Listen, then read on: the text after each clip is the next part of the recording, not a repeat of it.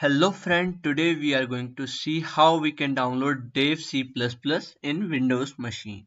First of all, open your favorite browser and search for Dave C++ download and hit enter. Just go to the first link and click on download. It will start downloading in 5 seconds.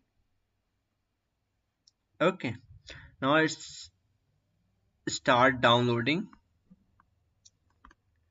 Just wait for some time. It will download, then we will continue. After downloading this file, just open this and double click on it.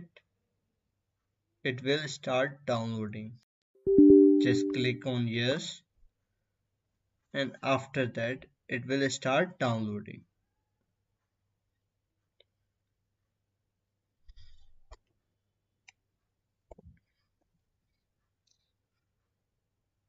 Now click English by default, click OK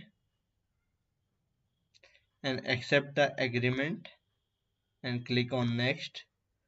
This is the program file destination.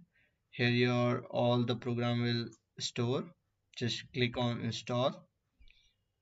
Now it will take some time to install. After installation complete, just finish it. It will run automatically.